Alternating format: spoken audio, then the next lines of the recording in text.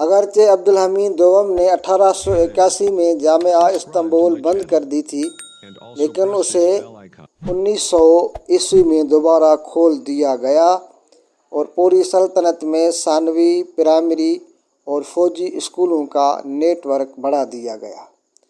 Railway اور ٹیلی graph کے نظام بنیادی طور پر جرمن فرموں نے تیار کیے تھے۔ ان کے عہد حکومت کے دوران سلطنت عثمانیہ دیوالیہ ہو گئی اور اس کے نتیجے میں 1881 میں دیوان عمومیہ کا قیام عمل میں آیا۔ وہ سلطنت عثمانیہ کے 34ویں فرما روا تھے۔ زوال کے اس دور میں آپ نے بلقان کی بغاوت، روس کے ساتھ ایک ناکام جنگ لڑی اور 1897 میں یونان کے ساتھ ایک کامیاب جنگ لڑی۔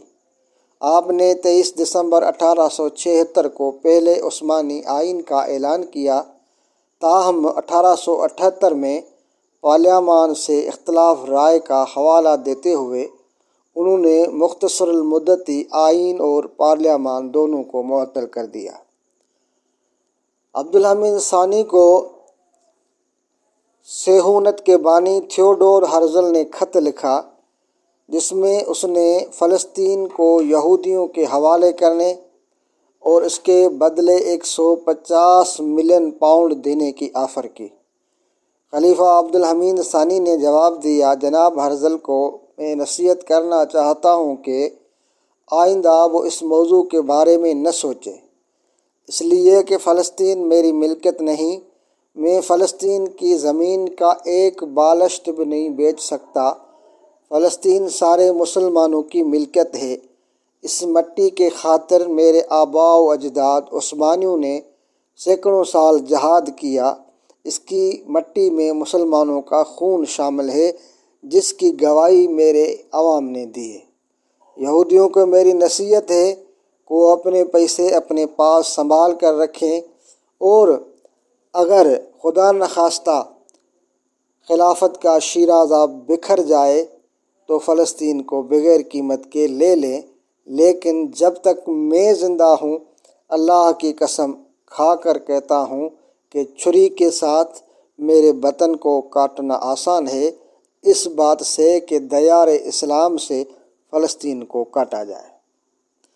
عبدالحمید ثانی عام طور پر سلطنت عثمانیہ کے زوال اور انحطاط کے دور میں تھا۔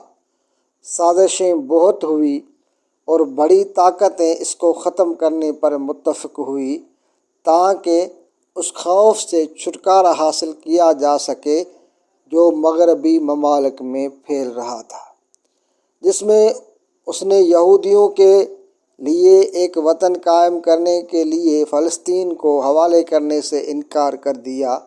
پھر 1909 میں استنبول میں زبردست بدامنی ہوئی، جس کے دوران یونین اینڈ پروموشن پارٹی کے متعدد سپاہی مارے گئے۔